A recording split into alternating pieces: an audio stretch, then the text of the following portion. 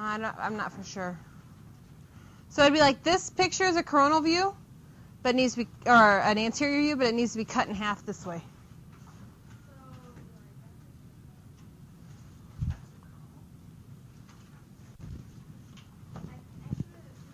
Coronal plane.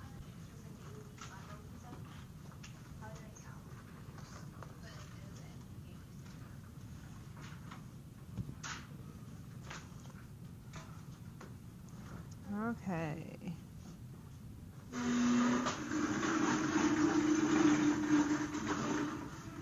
What are you doing? Because there's a bunch of crap in it? Oh, just one here. Yeah. Put that desk back.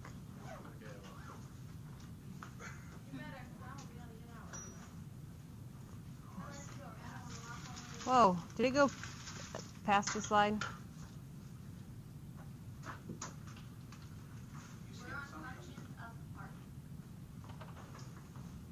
There. So the functions of the heart is to generate the blood pressure. So when you take your blood pressure, and we'll do a lab with blood pressure, you're looking at when the heart contracts and relaxes. It's on my desk. That's nasty. Oh.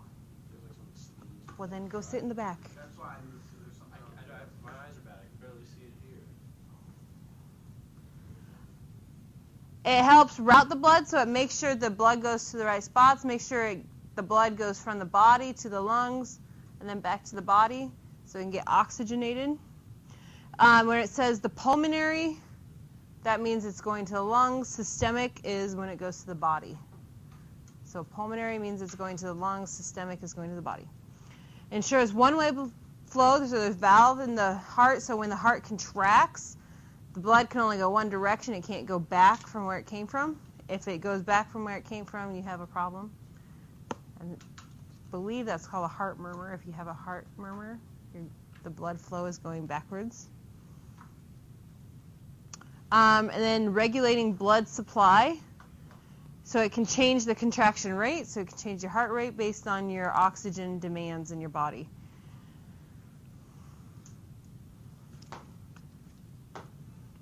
So the size, shape, and location of the heart. The size is about the size of a closed fist.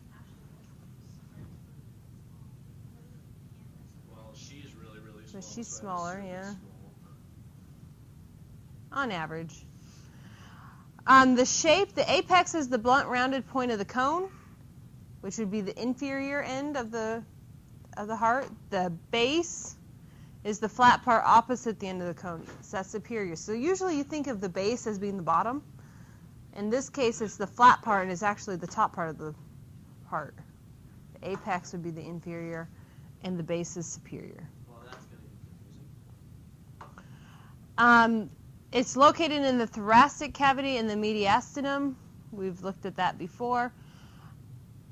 And it's the apex is on the left side of the thoracic cavity. So usually, everything comes down the middle. The apex just points off to the left.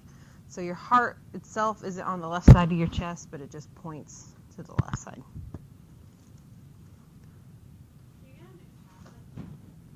I did. Mrs. Aubrey had it, and she didn't want it anymore. She didn't want it. She never used it. They're really nice. So. They work so much better. Oh, this isn't like Checha's. I'm getting one of those next year. Yeah, it is. No, it isn't. His is a Mobi 360. Well, it's the exact same.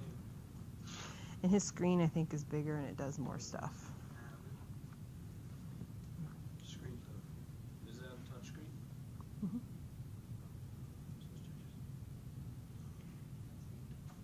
Cross section. The pericardium. Pericardium is the pericardial sac or pericardial sac. It surrounds the heart, anchors it to the thoracic cavity, and there's pericardial fluid inside that helps reduce friction as the heart is pumping. The fibrous pericardium is the tough fibrous outer layer, and it prevents over distension. And then the serous pericardium is the expanding too much.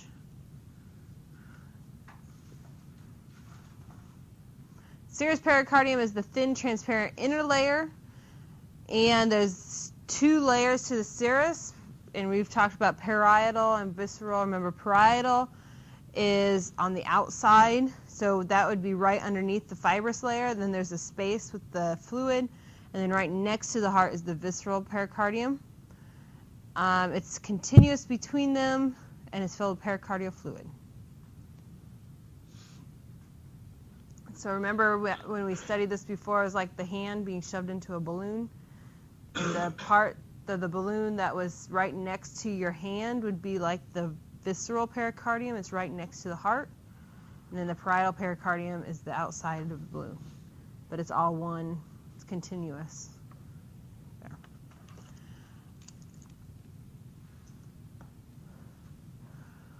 The heart wall, there's 3 layers. Did it skip a slide?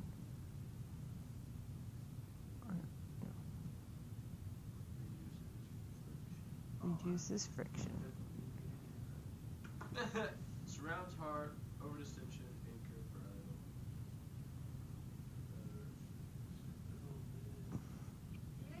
parietal. Pericardial fluid. They could. That's weird. Who does that? Oh yeah. Heart wall. So the myocardium is the muscular layer, and it's the middle layer. It's the biggest layer, but there's also 2 other layers along with it, and there's the epicardium is the outer layer, endocardium is the inner layer. We've used those prefixes before. Epi means outer, endo means inner. Epi, it's, yeah,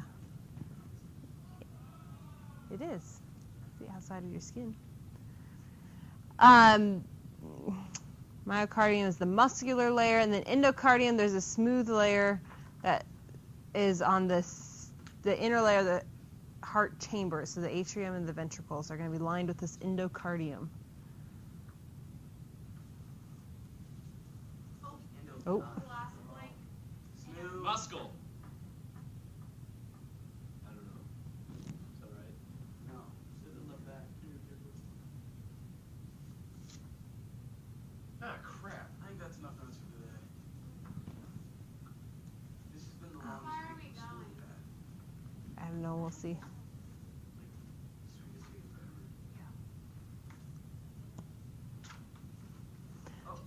So if we look at the Can you go back again?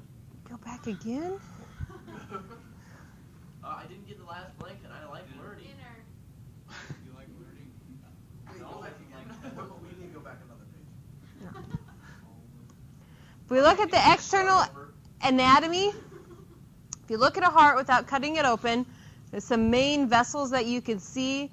This one that curves around and goes back down, this is the aorta. This arch is called the aortic arch, but this is the aorta, and it branches off here. It's red. Why is it red? Because it's an artery. Red blood. No. Because it's pumping blood into the heart, out of the heart. No, because this is the pulmonary artery, and it's blue. Oh, because those ones go to the lungs and The the iron. the stomach. No, because the pulmonary veins are red. The iron. You're just messing with us. The Just amount of tell blood us. goes away from the heart. No, because they're both arteries go away, veins come too, and this artery is red and this artery is blue. Because that's how they signify a difference. They're not Oxygen. Which one has oxygen? I didn't hear. Oh, I said lungs. You guys said, oh, you're getting close. I said oxygen. Oh, yeah, I didn't hear the oxygen part. So the aorta, this is going to the body. It has oxygen in it. This artery is leaving, but it's gone to the body and back to the heart, and it has no oxygen left in the blood. So it's going to the lungs to get oxygen. So we have the aorta, pulmonary arteries. So arteries always leave the heart. The blood is leaving the heart. And then the veins are bringing the blood back. So here's your, and the pulmonary artery and vein have branches because it comes up and branches into the right and left trunks. And the right and left trunks come here and come into the pulmonary vein. Superior and inferior vena cava is bringing all the blood from the body back into the heart. Are we gonna learn where all the different places that our blood like that goes from where it goes? The veins? No, we won't learn all the veins. No, there's a ton of them. We might talk about major ones, but I think that was fun. no. So our heart needs a lot of oxygen in order to pump it. The myocardium needs oxygen. And so we have coronal circulation or coronary circulation, it's either one. The right coronary artery exits the aorta just superior to the point where the aorta exits the heart. So it's making sure it's the closest point where that aorta exits. It's probably going to always have blood going to it. If the aorta is severed, even there's going to be blood going to the coronary artery until you bleed out. But if you look at this is the aorta, it exits the aorta right here. So it's right when it leaves the heart, and it comes around here. There's the right marginal artery to the lateral wall, and the posterior interventricular artery lays to the posterior interventricular sulcus, which is what is a groove that goes down the heart.